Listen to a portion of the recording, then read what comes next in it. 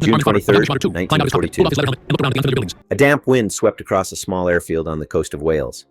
At Royal Air Force Pembrey, ground crews were finishing the midday patrol when one of the spotters raised his binoculars. To the west, a single, dark shape emerged from low clouds. Its stubby wings and radial nose belonged to a German fighter. Engines roared as mechanics prepared to scramble. Then a strange thing happened. The approaching aircraft lowered its undercarriage and turned onto final approach. The fighter touched down lightly on the grass and rolled to a stop. Its pilot climbed out, pulled off his leather helmet, and looked around, confused. He saw not Messerschmitts, but Spitfires. The uniforms running toward him were dark blue, not field gray. In a span of seconds, Oberleutnant Armin Faber's world flipped. He had landed at a British base by mistake. The Luftwaffe's most feared machine was now sitting intact in enemy hands. Nobody at Pembrey could yet know how that error would reshape air combat, but something fundamental had shifted. The fighter that had terrorized the Channel for months had delivered itself to the very people it hunted, and that changed everything. The weeks preceding that landing had been difficult for Allied pilots. German squadrons had unveiled a new fighter in late 1941. It was called the Focke-Wulf 190. Unlike the slender, liquid-cooled Spitfires and Messerschmitts, the FW-190 had a big radial engine and broad wings. Its roll rate was astonishing. In September 1941, it appeared over the Channel and almost immediately sent Allied losses climbing. Squadron leader James "Johnny" Johnson, who would become the RAF's top-scoring ace, recalled his first encounter early in 1942. "It outrolled our Mark Verse," he later wrote. "It outdove us. Its guns were murderous." Those impressions were echoed across the wing. During the first half of 1942, RAF fighters on sweeps over occupied France found themselves outpaced, outrolled, and often outgunned. Pilots who had survived the Battle of Britain were now being cut down by an unfamiliar silhouette. The FW-190 could dive away from a Spitfire with impunity. It could reverse direction so quickly that Spitfire and Hurricane pilots struggled to keep it in sight. Its armament, 420mm cannons and 2 machine guns, fired shells that shredded light airframes. In those first months, the Allied kill ratio plummeted. Young men, who had been considered veterans, were shot down by an aircraft they could not catch or outmaneuver. Why was this machine so different? The FW-190 had been developed under designer Kurt Tank with the aim of creating a rugged, simple, and powerful fighter. The aircraft entering combat in late 1941 were powered by the BMW 801 radial engine. That engine produced around 1,700 horsepower, more than the early Merlin engines powering the Spitfire Mach V. The radial was air-cooled and resilient. It could absorb damage and still function. The airplane's short wingspan and large ailerons gave it an exceptional roll rate. In battle, roll rate determines how quickly a pilot can change direction. A few degrees advantage means life or death. German pilots quickly exploited this. They would dive toward a formation of Spitfires, fire a burst from their wing cannons and roll away before a Spitfire pilot could get his sights on target. The FW-190 also boasted a cleaner airframe than the contemporary Bf-109. Its cockpit offered better visibility, and its wide landing gear made ground handling easy. All of these qualities translated to confidence in the cockpit. When Allied pilots first met this new foe, many instinctively tried to outturn it. That was a mistake. The FW-190 could not turn as tightly as a Spitfire in a sustained horizontal circle, but it could roll inside the Spitfire and change its turn radius at will. The effect on morale was severe. In briefings at RAF bases along the south coast, instructors scrawled diagrams of the new German fighter on blackboards. They warned against following it into a dive. They urged caution in scissors maneuvers. The message was clear: treat this adversary with respect. Even across the Atlantic, word of the German fighter spread. American units equipped with the new P-47 Thunderbolt, a heavy radial-powered fighter still being introduced in England, listened closely. The P-47 shared some similarities with the FW-190, a radial engine, large wings, 8.50 caliber machine guns, but it weighed more and was designed for high-altitude work. Before they even entered combat, American pilots were told, do not fight the 190 on its terms. Do not get into a rolling dogfight. Do not chase it down in a dive. At the time, however, those warnings felt ominous. Nobody knew exactly how to counter the German machine. Intelligence officers needed more than second-hand reports. They needed a complete aircraft to examine. Every FW-190 shot down over England had been destroyed on impact. Airframes were smashed, engines burnt, and systems torn apart. Without an intact airframe, Allied engineers could only guess at its secrets. British and American minds looked for an opening. None appeared, until Faber became lost over the Channel. On the morning of June 23rd, Faber was flying a sweep with Jageschwader to Richthofen. The mission was to escort bombers attacking shipping along the Devon coast and then return to France. The weather was marginal, with broken cloud and a hazy sun. During the engagement, Faber became separated from his formation while chasing a Spitfire. He rolled and dived, climbed through a band of cloud, and lost his bearings. Combat stress and physiological effects can produce disorientation. Pilots pulling hard turns may experience momentary blackouts. Faber made a 180-degree turn without realizing it. When he broke out of the clouds, he saw a coastline and an airfield below. The green fields and camouflaged hangars looked like northern France to his exhausted brain. He lined up his approach and landed. Only when ground crews approached and he saw their uniforms did he understand his mistake. Faber attempted to restart his engine, but was surrounded. He was arrested, and within hours, the FW-190 lay on a trailer bound for the Royal Aircraft Establishment at Farnborough. It was a treasure beyond measure. Engineers disassembled the aircraft with care. They weighed components, measured wing profiles, and studied the control linkages. The initial findings answered many questions. The BMW 801 was mounted on a steel frame with the fuselage built around it. Its torque was controlled by a large, four-bladed propeller. The ailerons were broad and balanced for light stick forces. At low and medium speeds, a pilot could flick the 190 from one bank angle to another with almost no effort. The elevator and rudder were similarly responsive. Test pilots described the aircraft as rock stable in a dive and knife sharp in roll. They also noted the pilot's seat was armored, the canopy clear, and the cockpit arranged for rapid use. In contrast, early Spitfires had cramped cockpits and complicated flap and gear controls. The 190 was designed for ease of use and survivability. Engineers from the United States Army Air Forces soon arrived. By August 1942, American test pilots were at Farnborough to fly the captured fighter. One of them, Major Cass Howe, wrote a report that circulated through every fighter group preparing to enter the European theater. His conclusions were direct. At altitudes below 20,000 feet, the FW-190 had a speed and roll advantage over all current Allied fighters. It could gain separation in a dive, and then zoom, climb away. Its firepower, 420mm MG, 151 cannons, and two 7.9mm machine guns, could destroy a P-47 or Spitfire with a short burst. The only reliable way to counter it was to fight where it was weak. At altitudes above 25,000 feet, the radial engine began to lose power. Cooling became a problem. The aircraft's climb rate declined. The controls, so light at medium speed, became heavy above 400 miles per hour. A pilot pulling out of a high-speed dive had to strain against the stick. Here was the first exploitable weakness. If Allied pilots could force the FW-190 to operate at high altitude, they could negate its advantages. They could also take advantage of the Spitfire's tighter turning circle in a sustained turn. In other words, fight smart, not proud. The captured aircraft's armament also revealed lessons. The 20mm cannons were mounted near the wing roots, giving a concentrated pattern. British designers had installed machine guns further outboard on their wings, which dispersed fire. After inspecting the 190, British engineers reconsidered gun placement.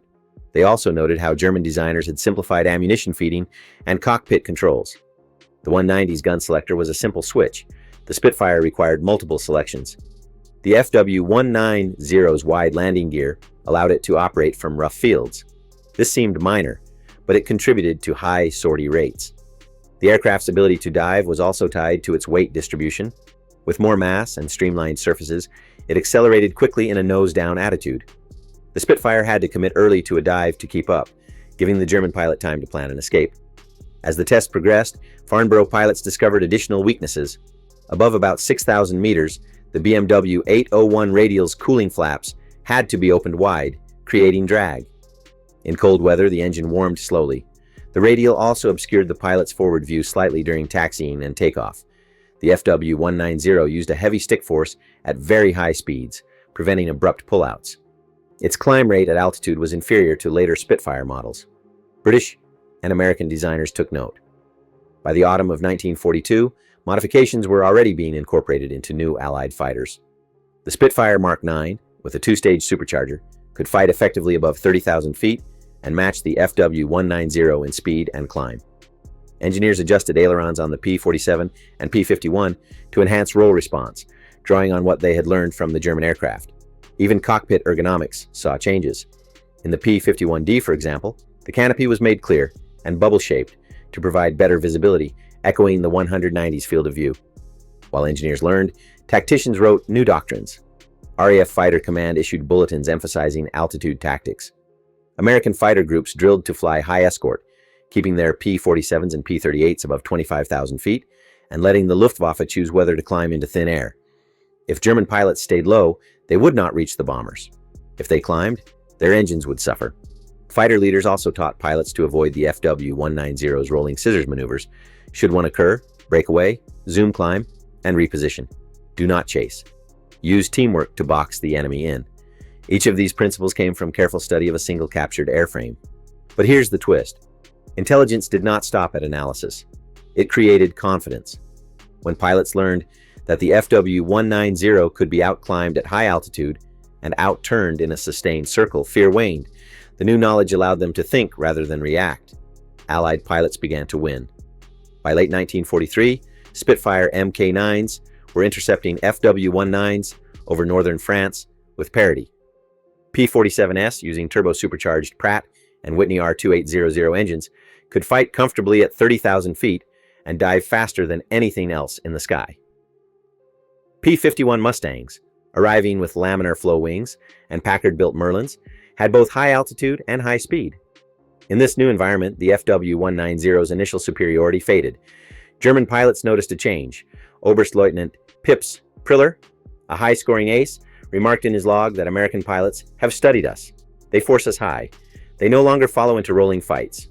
The psychological advantage the FW-190 once held evaporated.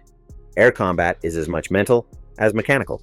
Once Allied aircrews believed they could survive and prevail, their performance improved dramatically. Meanwhile, the Luftwaffe responded. Late in 1944, the FW-190D-9, nicknamed the Dora, entered service. It replaced the radial engine with an inline Junkers Jumo 213 and extended the fuselage. The Dora offered better high-altitude performance and a higher top speed. It addressed some of the limitations revealed by Farnborough tests, yet by then, the strategic situation had turned. Allied fighters roamed over Germany in great numbers. Fuel shortages limited German training. New models could not restore an initiative lost to intelligence and production. The captured A-3 at Farnborough had already given Allies the understanding to counter any incremental improvement. When a D-9 arrived at frontline units, its strengths and weaknesses were quickly mapped against the original. By the spring of 1945, the Luftwaffe's days were numbered. What happened next stunned everyone who calculated the effect. Analysts later compared casualty charts. In early 1942, Allied fighters were being shot down over the Channel at alarming rates. After August 1942, when Faber's aircraft was tested and the findings distributed, losses declined. By mid-1943, the curves crossed. Allied fighters were shooting down more FW-190s than they were losing. The shift could not be attributed solely to one captured fighter, but the correlation was striking. Pilots were fighting smarter. Aircraft designs were improving in ways directly linked to the 190's evaluation. American P-47s gained paddle blade propellers and aileron balances. The Spitfire Mark IX addressed altitude disadvantage. Even small things, like improved gun harmonization, stemmed from examining German solutions. As a result, bomber formations reached targets with more fighters overhead. Daylight bombing campaigns continued with fewer losses. Strategic air power gained momentum. One mistake by a young pilot had ripple effects across continents. The human story of Armin Faber is itself revealing. At 21, he was a veteran with several kills. He was considered reliable enough to fly with Jagdgeschwader II, an elite wing that counted among its ranks many of Germany's leading aces. Combat fatigue, poor weather, and the stress of high-G maneuvers conspired against him that June day. Some Luftwaffe officers initially blamed him. Later evaluations were more nuanced. Anyone can become disoriented in battle. Allied pilots also landed at the wrong bases during the war. What made Faber's case unique was timing. He delivered an intact example of Germany's premier fighter at a critical moment. He spent the rest of the war in captivity in Canada, returning to Germany years later. In the larger scheme, his error was a footnote. Yet historians have not forgotten the unintended gift he gave his enemies. Why did this captured aircraft matter so much? The answer lies in the relationship between technology and intelligence. Warfare is not a static contest of machines. It is a dynamic struggle of adaptation. Each side builds, tests, revises. Without feedback, even the best design can become obsolete. The FW-190 was a superb fighter when it was unknown. Its firepower, roll rate, and dive capability were unmatched. Once those traits were cataloged, measured, and contextualized, Allied designers and tacticians found ways to counter them. Knowledge neutralized advantage. It taught pilots to force a German fighter to fight out of its envelope. It informed engineers how to modify their own machines. It shaped doctrine. In effect, intelligence leveled the field. The aircraft that had dominated by surprise lost its aura of invincibility when its secrets were no longer secret. There is another lesson. Not all advantages can be measured in horsepower or rate of climb. The FW-190's roll rate did not appear impressive on a specification sheet, yet it defined its combat style. The Spitfire's turning circle was another number that mattered only when combined with pilot skill and tactics. The FW-190's ability to dive, the Spitfire's ability to climb, the P-47's ability to absorb punishment, and the P-51's range each mattered in context. When intelligence officers examined the 190, they saw the trade-offs. The radial engine offered robustness, but suffered at altitude. The heavy cannons delivered destructive power but added weight. The wide landing gear improved ground handling, but increased drag. Every design choice came with a cost. The captured fighter taught engineers that there are no perfect machines, only machines optimized for specific roles. It also underscored that pilot training and doctrine can turn a design flaw into a tactical advantage, or vice versa. As the war drew to a close, surviving FW-190's were collected by Allied evaluation squadrons. Some were flown in mock dogfights against Mustangs and Thunderbolts. Others were shipped to the United States for further study. At Farnborough, the original captured aircraft remained a reference point. Engineers compared each new variant to the A-3 to see what had changed. The story of that single airplane became legend among test pilots. Many years later, Captain Eric Brown, who flew more types of aircraft than any other pilot in history, called it the Rosetta Stone of Luftwaffe design. With it, he said, the Allies translated the language of German engineering into practical countermeasures. Such statements are not hyperbole. When armies have accurate knowledge of their opponent's capabilities, they make better decisions. Strategy improves. Losses decline. Victory becomes more attainable. The end of the war did not end the FW-190's impact. Lessons from its design influenced post-war aircraft. The emphasis on concentrated firepower carried into the jet era. Designers recognized the value of simple cockpit layouts and wide landing gear. The idea of balancing high roll rate with manageable controls persisted. Even the psychological insight that new weapons inspire fear until they are understood continued to inform military planning. The Korean War, for example, saw the Soviet MiG-15 inspire similar alarm among Western pilots until captured examples were analyzed. Once again, intelligence shifted the balance. Looking back, one cannot help but consider the chain of decisions and accidents that led to that moment in Wales. A mission briefing in France, a weather front over the Channel, a pilot's orientation under stress, an airfield that looked familiar. Each link was ordinary by itself. Together, they produced an outcome with strategic consequences. Historians often search for decisive battles or grand strategies. Sometimes, however, a seemingly minor event sets in motion changes that reverberate far beyond its immediate context. The capture of the FW-190 is such an event.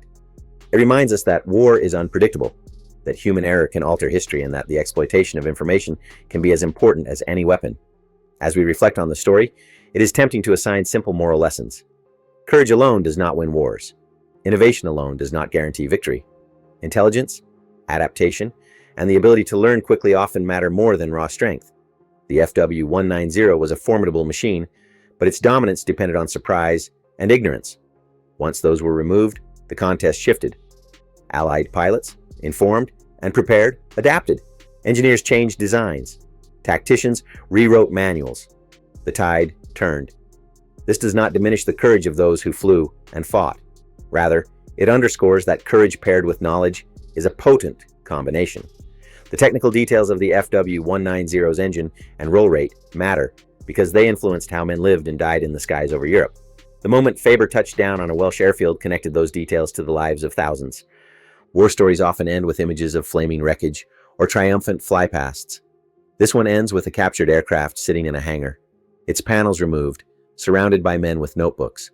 It ends with memos, diagrams, and hours in simulators. It ends with bulletins pinned to mess hall walls and lecturers telling young pilots to climb, not dive, when a radial-engined German fighter appears below them. It ends with design changes to airplanes still on drawing boards. It ends, above all, with an appreciation that information can save lives. Intelligence was not a glamorous weapon. It was a quiet tool. It spoke in test reports and tactical adjustments. It shifted the balance not with shock and awe, but with studied precision. And that leads to the final thought.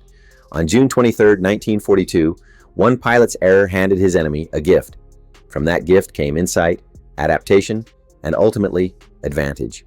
The FW-190 continued to be a respected opponent until the war's end, but it never again enjoyed the dominance it had in early 1942. Its secrets were no longer secret. The Allied response demonstrates how understanding can neutralize superiority. In the silence of hangars and briefing rooms, far from the roar of combat, men learned what made the FW-190 great and what made it vulnerable. That knowledge flowed out to cockpits across the globe.